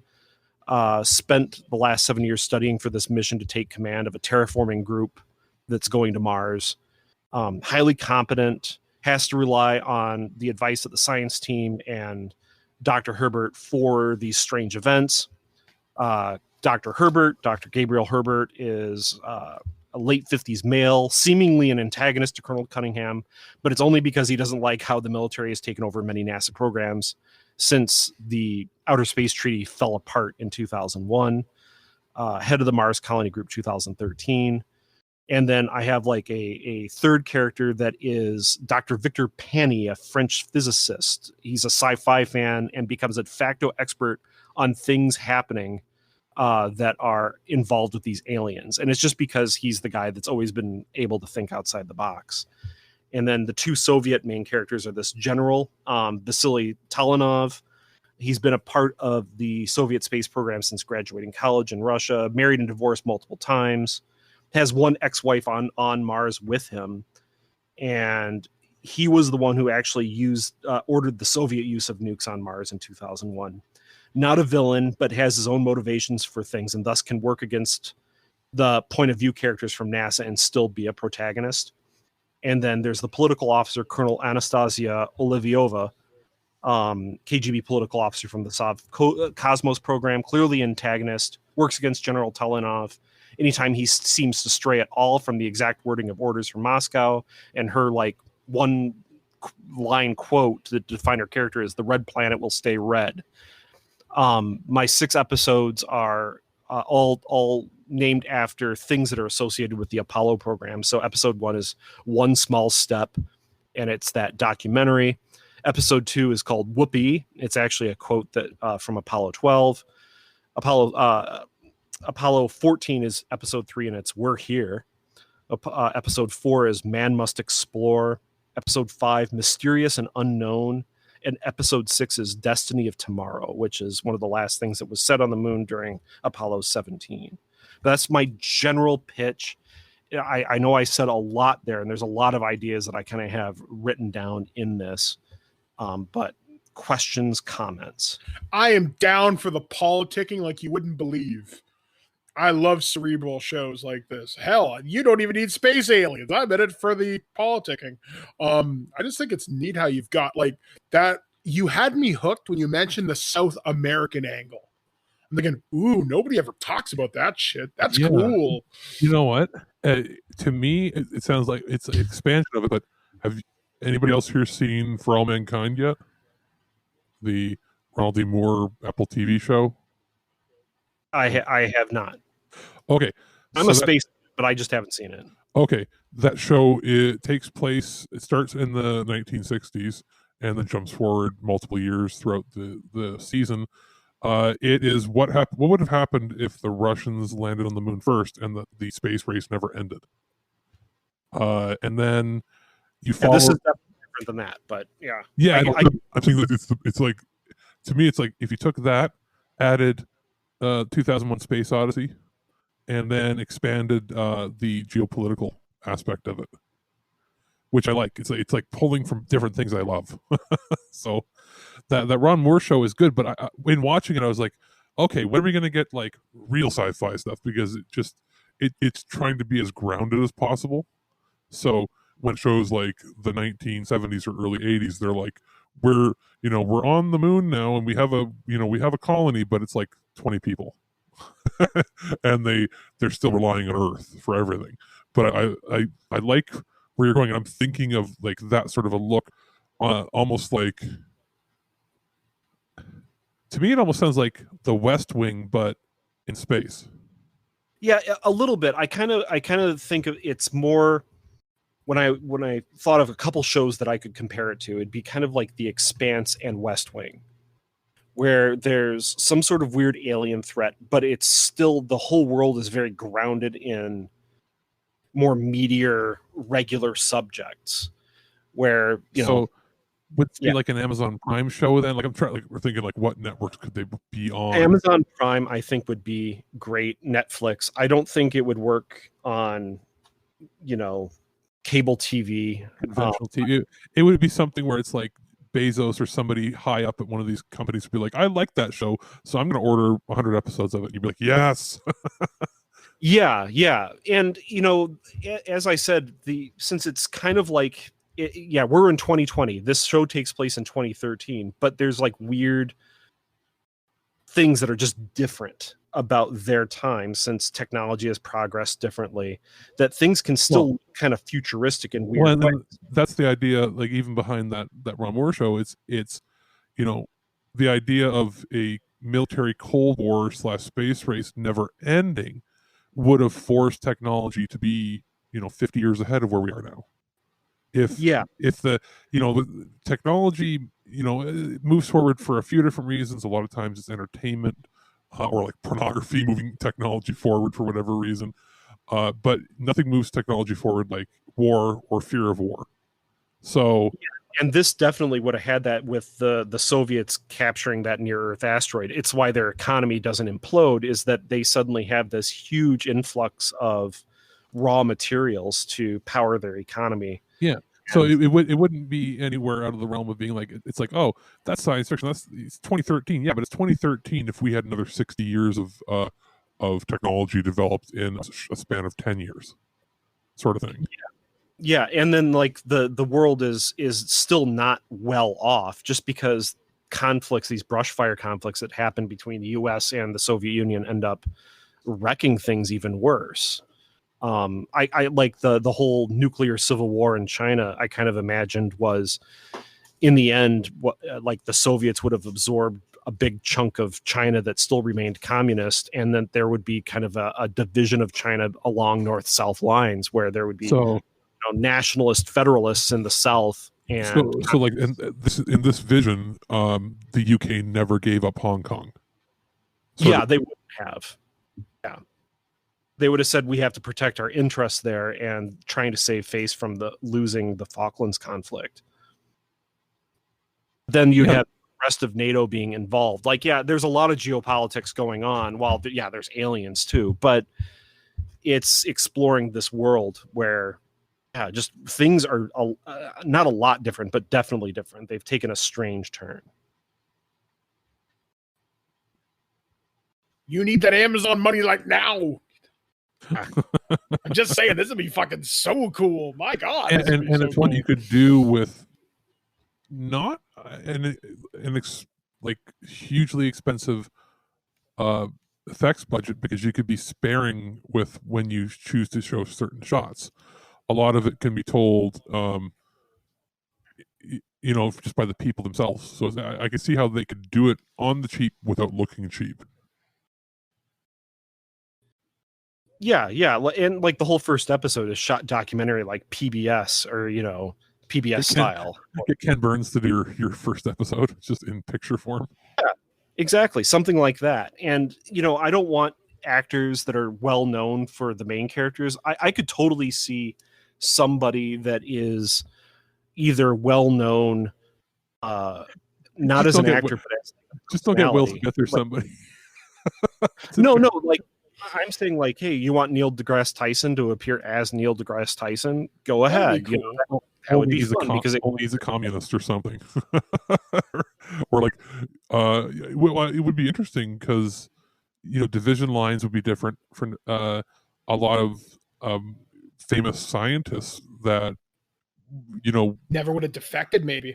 well, like there are a lot of scientists that are either famous now or engineers that came out of the former Soviet Union would never have come here.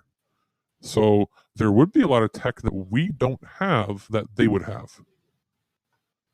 Yeah, and I had thought about that. I had thought about I didn't want to mention who's president when, just the fact that like Nixon didn't cancel the Apollo program, and why he didn't might be a plot point in the first episode when doing this documentary. Like maybe he thought that losing the Vietnam War was a bad idea, so he needed like a public relations coup and decided to just throw everything at the space program. Which what you're saying. That's exactly what happens. Really, it is.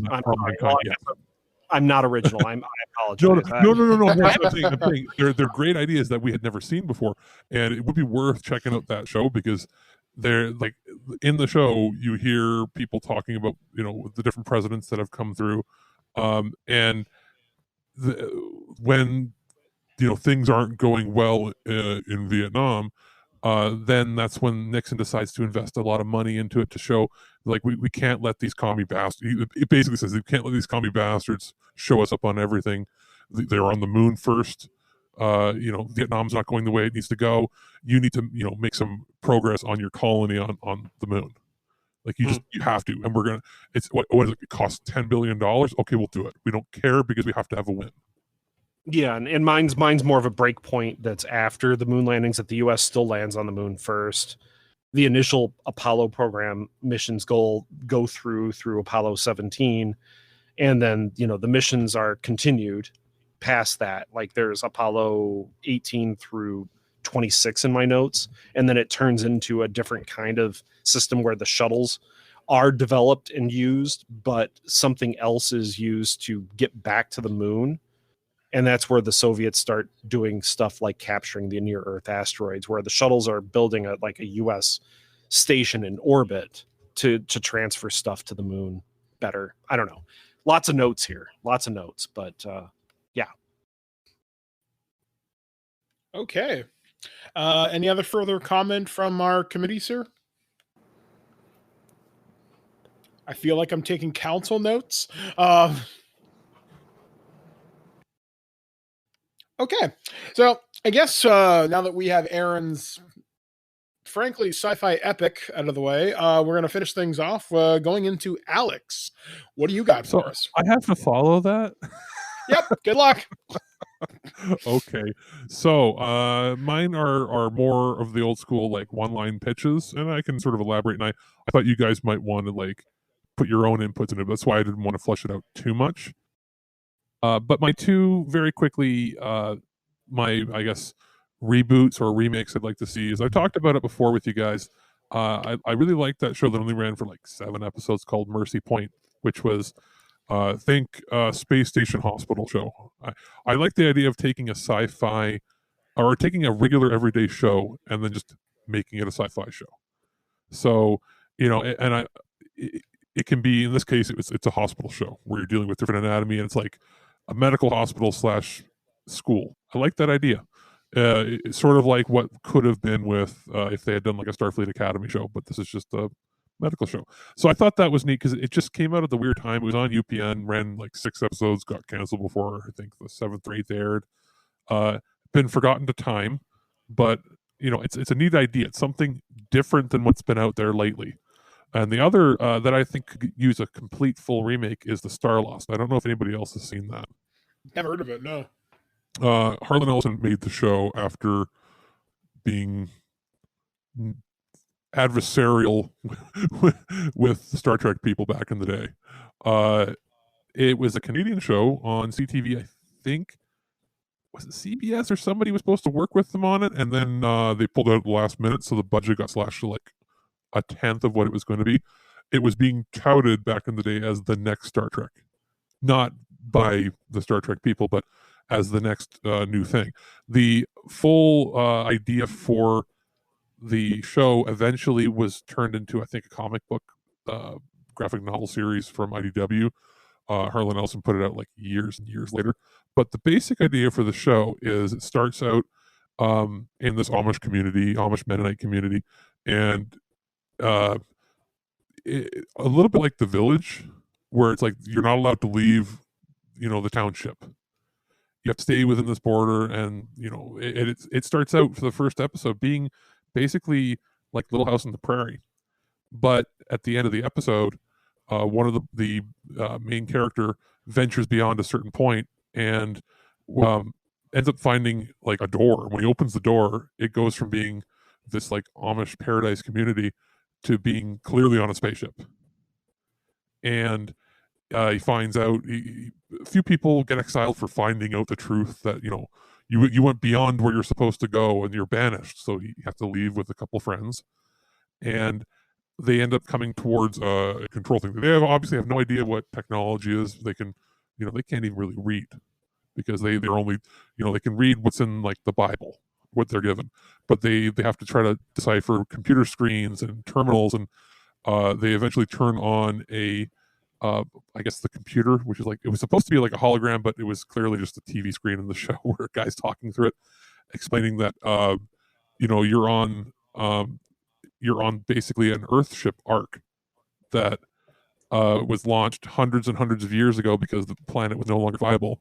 So they grabbed every community possible and put them in these domed pods within the giant arc. Like, we're talking something beyond massive as far as like this was, their pod was the size of a town, with like full farmlands and everything around them. But the computer says, there's significant danger. We're veering off course, and in the show, they're like, if we don't correct the course, we're eventually going to be going into the path of a star. Something happened. The computer doesn't know, and in the show, I think it only ran 14 episodes. But in the show, they're like, okay, so inform the crew. This, and they're like, crew? What crew? There's no humans. There's nobody. It's like the ship's been empty. But each episode is them trying to find anybody that can help correct the ship, fix the errors. Like, there's decompressed areas, there's malfunctioning areas with automated things that aren't working. And each episode they went to a different dome, and it would be dealing with a different community. So some would be like they were from one that was supposed to preserve like the Amish or Mennonite way of life, and they find one where it's like it felt like regular 1970s people because the show came out in the 70s, and the idea is every one of these cultures, the trip took so much longer than it was supposed to take that it's now become a multi-generational ship, and people don't even remember what Earth was. So they're going from different pods trying to get people to help them, or they even find at one point in the show sleeping chambers, like cryogenic chambers for some of the crew. And a couple of the crew members revive, and they say, we want to help. And then they realize they forgot why they were frozen. They have degenerative disease. And the people in the regular pods, they're fine. It's just these people were exposed to something. And then there's aliens that come involved. And I think Chekhov from the original Star Trek is in it too, as an evil alien. But the whole idea is that it's like an arc show. It hasn't been done like this before. We've had like Voyager, Star Trek Voyager. We've had ones like this, but we haven't done this premise since the show came out in the 70s. Brilliant idea, shoestring budget. Like, we're talking like Doctor Who levels of budget back then. Actually, it was probably better looking than Doctor Who. It was put out on DVD years ago. It's worth watching, and it's a show that Harlan Ellison had planned out multiple seasons for, and it got canceled after one because especially back in the 70s, CTV could not fund a sci-fi show for that long. They basically ran out of money. So God those damn, are my this show sounds fucking cool. those are my honorable mentions. I'll show you guys a trailer for it. They did a whole and the main character for the show, the original version, is the dude from 2001 Space Odyssey. Keir Dullea, I think is his name. So they did a whole pitching the show and how it was going to be this big, massive production, building these big sets and all this, and their budget was slashed to like literally 10% of what it was because the American company pulled out. And then Harlan Ellison was, being grumpy and didn't want to pitch it to anybody else. So those are my honorable mentions. And then as far as my pitches for the, I have 3 of them, and they're very simple sort of premises. The idea is almost like a creative writing experiment. It's like, what is a basic show premise that I would like to see done, and then you can work from there. So the first idea I had was a show about a sort of an interplanetary war, but it's from the perspective of regular people in a town. But the idea is that the government has known about aliens for years and years, and the whole Roswell incident was actually an alien coming to Earth to warn us that a galaxy-spanning war was the front line was moving towards our galaxy, and they found us to be the only intelligent life in the Milky Way. And they knew that we weren't ready for it. They didn't want us to face our fate alone without a fighting chance. So what they brought us before dying was plans to build planetary defense systems. So for the last 60 years, what the world's been doing is secretly they're doing all these construction. Like whenever you see construction, people always like, why does the highway have endless construction? Why does my town have endless construction? What the reality is it's all these elaborate plans to people building little segments here and there. And what they're actually building is like ion cannons and defense grids that will eventually activate like an auto turret or auto defense when the war finally comes to get us. The aliens knew that we weren't going to be able to build massive ships to basically vacate the Earth because that would be chaotic. The idea was give us a defense. So the show takes place where everything is pretty normal. Everything's happening like everyday life, and then there's a news article showing that aliens exist. We can see there's something flying towards us, and the governments have to do a full, every channel's taken over by your respective governments. They come out and talk about, yes, this is something that we've known about, but we knew would cause a panic. We couldn't till we were ready. Don't be alarmed. We're activating our defense mechanisms now. They press a button, and almost like a dome or like a shield of ionic energy covers the planet so that nothing can attack us, nothing can land. It means we can't leave until this ends, but that we're safe. And then the show gets into the political aspects of who knew about this, why, what are we doing, what's going to happen. The whole season is a looming dread of this intergalactic war that we can't even fathom how large it is, with the front line coming towards us. And then it ends the first season with people looking up. They're feeling rumbles. They look up and they just see a bombardment of weaponry firing at the planet that's being protected by the shield, and then it goes to be continued for the next season. So I like the idea. That's the first one. Again, it's just a jumping point. You can alter things here and there for it, but I just like the idea of basically I wanted an explanation for why is there always construction. And that's why is that it's when we're doing road work, why does the road work take like 3 years and it doesn't seem like anybody's doing anything? Well, it's because they're actually laying the groundwork for this alien tech, and it looks mundane to us. It's like, oh, we're laying fiber optic cabling for this. It's not really fiber optic cabling. That sort of idea. The second premise, the short one that I have here, was it's basically Star Trek, but flipped around. The show follows a research ship similar to the main mission of the Enterprise, but it's all aliens. There's no humans in the main cast whatsoever, which, you know, people said for years can't be done because how are you going to relate to them? Well, you relate to the characters based on their personalities and who they are. You don't, which, you know, I always thought it was stupid that we had to have human characters on the cast. But the idea is they're from a distant part of the galaxy, and you get introduced to all these different characters, their backgrounds, and you can have, you know, insert your alien type here. Everything ranging from like the types of aliens of Mass Effect to Star Trek and so on. You know how they can all have somewhat relatable things to Earth as far as their personalities, like how one's supposed to be representative of this type of people, that sort of thing. Anyway, take that out of the fact. You can write that in later, but while they're doing their regular mission in the first episode, what they come across is the Voyager golden record. You know, it's somehow made, like, this is, we don't know what year this is. It's not explained. You'll slowly reveal what's happening, but they come across, you know, the message we sent in space.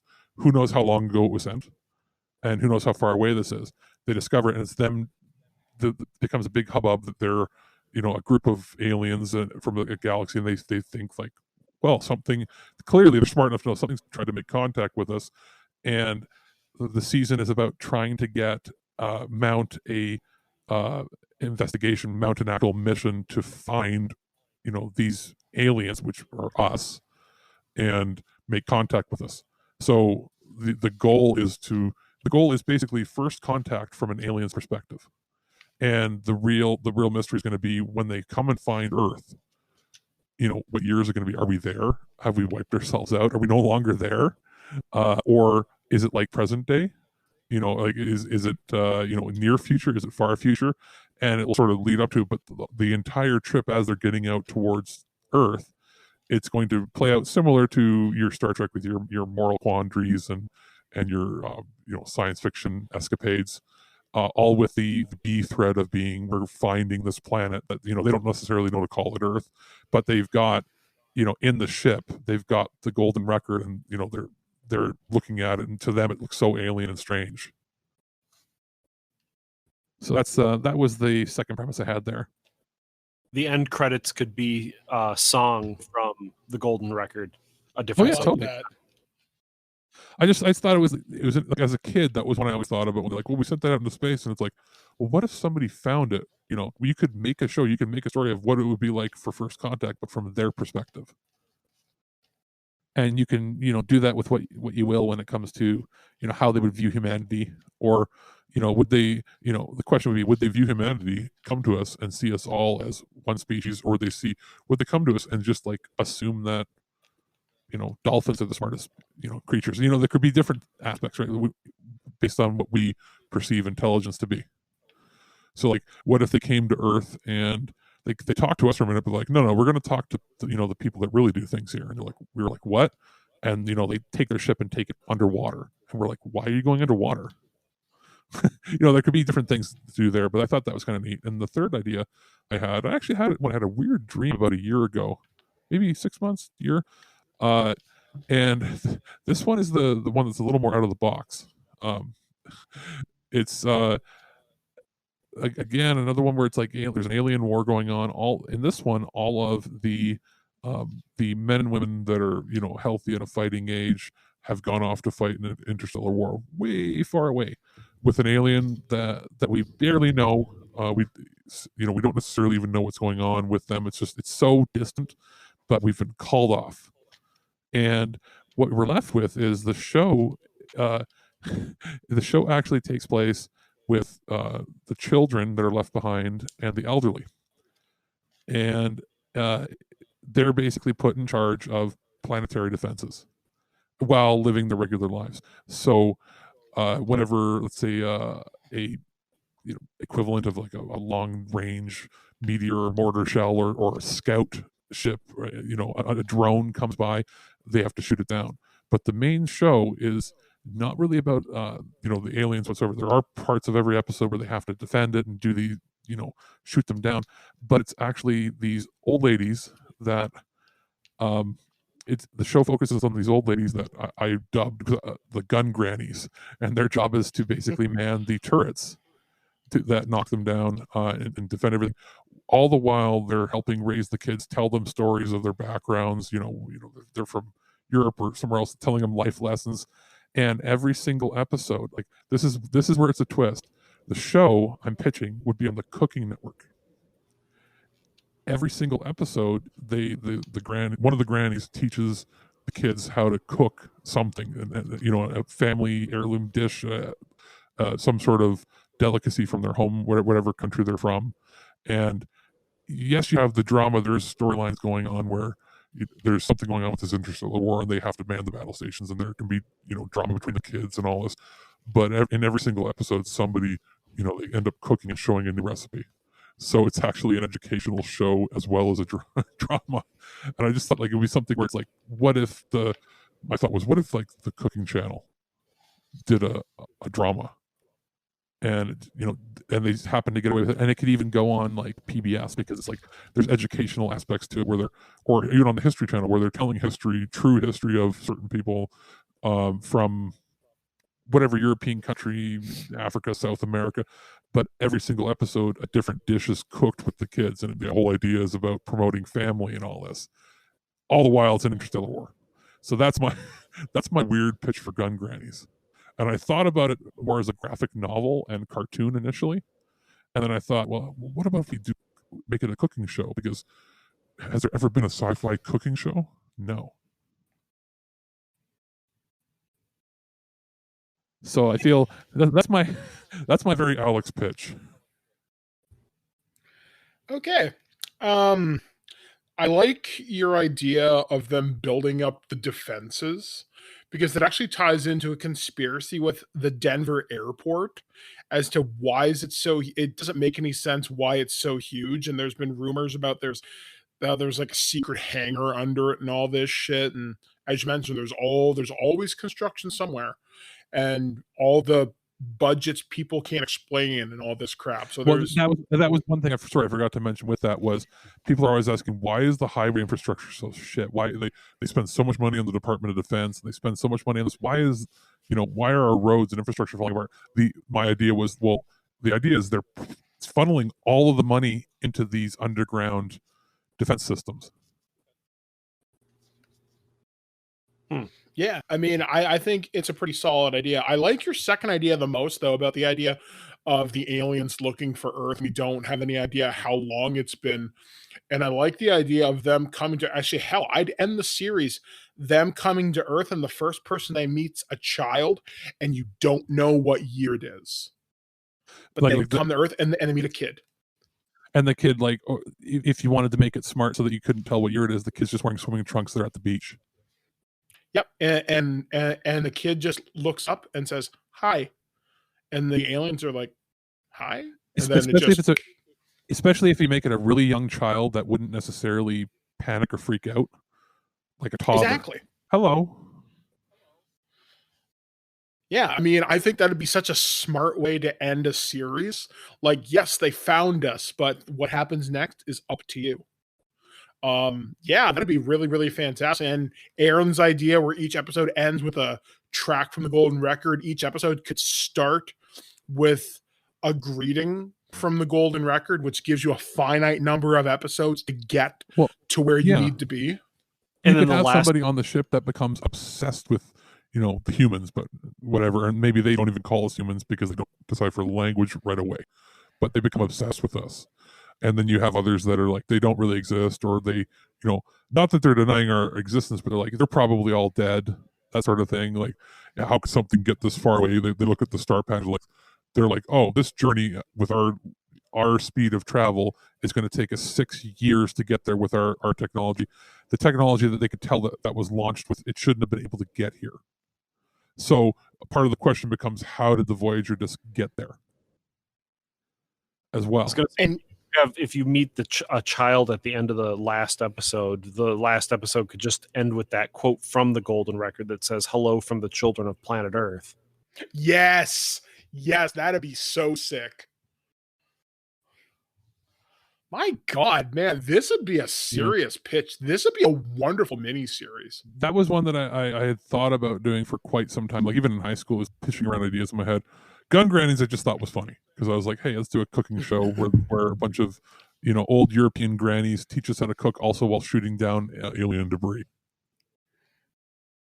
would make for a better comic book than a series, but I could see it being, I think, like Dinner and a Movie, only the dinner is the movie.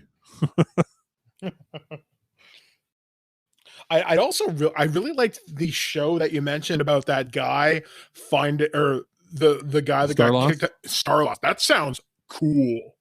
Yeah, like, I've got that. That should get I'll let you borrow it so you can take a look. It's really it's worth it because you tolerate Doctor Who from like the pre-2000 show, right? Oh yeah, like I love 1970s Doctor Who. My God. Okay, this is higher budget than that, but it was low budget when compared to, well, actually there wasn't a whole, it's low budget when compared to Space 1999, but that was also a stupid high budget for the time. Okay. But yeah, I mean, like, I think there's potential there. I mean, honestly, I think that show could get rebooted so easy. Hell, you could even put that Starlost show on Sci-Fi Network, and it really wouldn't need that much of a budget. You just need a few futuristic sets. I'm checking. I think shift it around. Oh, I think they tried 2 years ago. Let me double check. Yeah, like, that's got some really neat ideas. I mean, I don't know, like, from short prompts, you've got some really cool ideas. Gun Grannies, I think, would work as a trade paperback or like a series of comic books.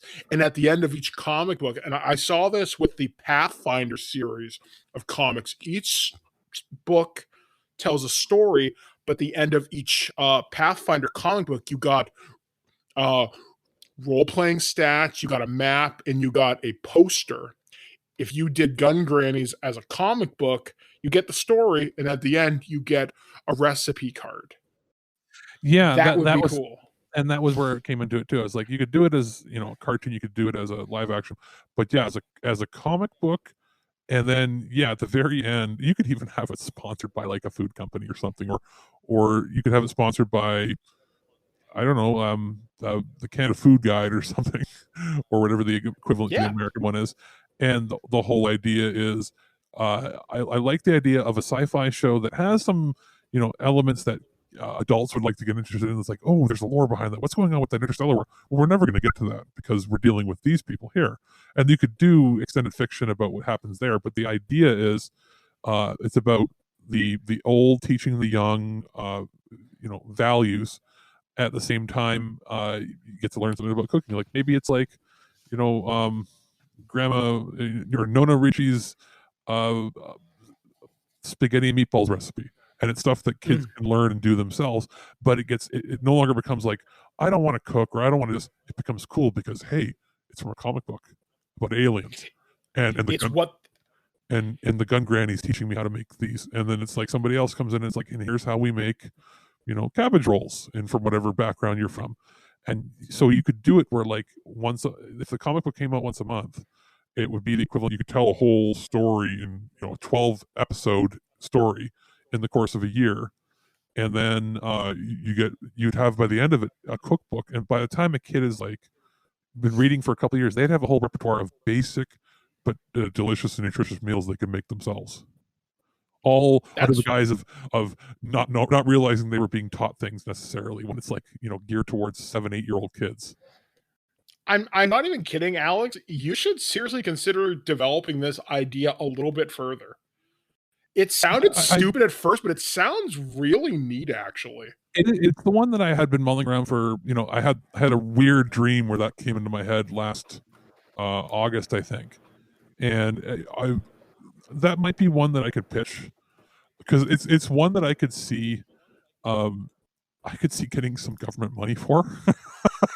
Because if there's an educational or a historical background, especially if you incorporate some things like if you incorporate like one of the grannies teaching Canadian history or different things, like I feel like too many shows that are educational for kids are just purely educational or dumbed down or made where kids think they're lame. And this would be a show that doesn't do the whole like, here, you should be learning this. It's just during the course of or even the issue or an episode, during the course of it, you happen to learn things along the way, but the whole narrative is not about pushing things down your throat, sort of thing. Mm-hmm. Yeah, I think it's a really neat idea. I think it's got legs, at least as something anyway. So I told you guys, my ideas were going to be a little different.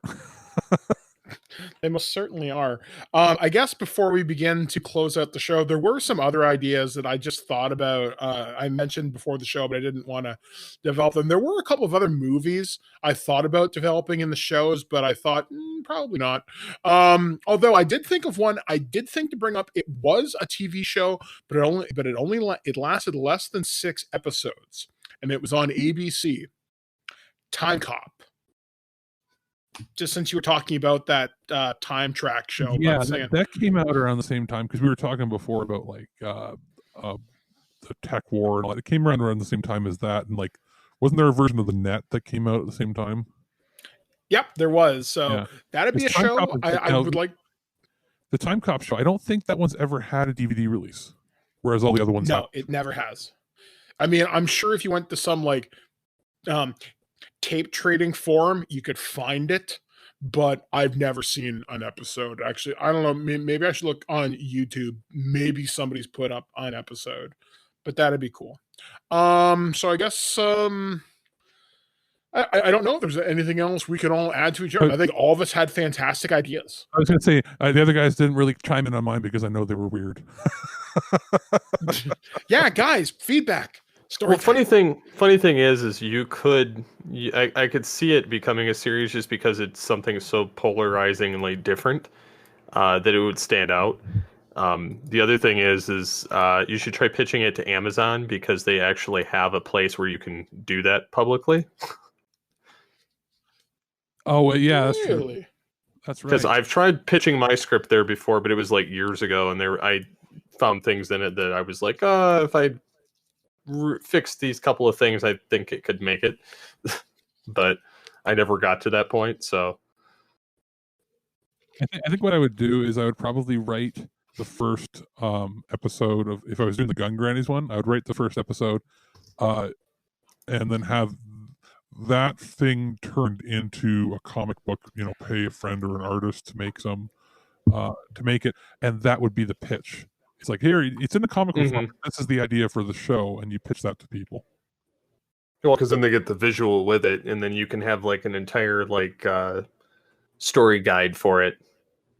And then I was laughing at myself and thinking, I could have action figures of all the old grannies, and the whole idea is, it's like, picture your grandmother with a space army helmet on, shooting a turret, and then going over and going, oh no, I have to go stir the sauce. And then having the kids stir the sauce with them, and then telling them stories. I kind of pictured the Golden Girls manning the Death Star turrets from the first movie, and them making spaghetti and meatballs. That's what I pictured in my head. In my head, it was, even though it's like turrets on the ground, it's literally Golden Girls in that scene from Star Wars where they're in the Millennium Falcon shooting things down. Think the same getup that they're wearing. They're tilting it around. They're shooting, and then when they're done, they have to go teach because all the adults have been sent off to war. They have to go teach school, and they learn like whatever lesson, and then they're like, and by the way, it's time for lunch. We're going to prep it, and then they'll tell a story about their past or life lessons, whatever your standard drama is, while they're chopping the food, preparing it with the kids, measuring it out, having the kids do it with them, so that it sort of builds, showing that making a meal can be like a family affair. You could even name each episode after a food, and that would make it more creative. Like maybe cabbage rolls is about fighter pilots. Spaghetti and meatballs is maybe going into the trenches. You could call it Granny's thick chili is about a particularly muddy ground war or something. You've got potential in this. I'm not even the idea, like the story that is tied in, like they'll tell a life lesson or a story, and it's tied into something that's happening in the episode. Like say they're under attack for something, they'll be like, this reminds me of this, and they'll tell a story from their past or something that's historically relevant, and tie a food in with it, like you said. So it could be done. Now, I actually do have to write that down and make it a full-fledged thing. Because, I mean, whether it goes somewhere or not, I just think it's a neat idea that nobody's really done before. Like sci-fi and cooking show / educational show that isn't lame. So I guess any other thoughts on all these things out of Alex? Going once? Not I. Not I. All right, then. All right, so I guess we've pretty much run this train as far as we possibly can. Obviously, we have explored different creative ideas from each of our backgrounds, from superheroes to Cthulhu to the far reaches of space, and finally, grannies who cook and man turrets. We've certainly run the gamut of unique ideas, and it's been a fascinating experience. Definitely a really interesting conversation, but as always, we do want to hear from you. So, Steve, if they want to get a hold of the program, how would they go about doing so? Feedback at geekcastradio.com or feedback at thisweekingeek.net. Of course, guys, we do look forward to hearing from you, and we'd love to hear some of your pitches. If you have like a really cool idea, give us your elevator pitch. An elevator pitch is if you can explain it to me in about 30 seconds to 1 minute, go ahead. We will read it on the air, critique, and give you our feedback on your really cool ideas. We do look forward to hearing from you. So for Future Imperfect, we have been Steve Megatron Phillips. I'm Aaron Pallier. And Alex, I guess we're going by that order again, eh? Yep, we are going to stick with that from now on. And until next time, I've been Mike the Birdman Dodd saying, live long and prosper.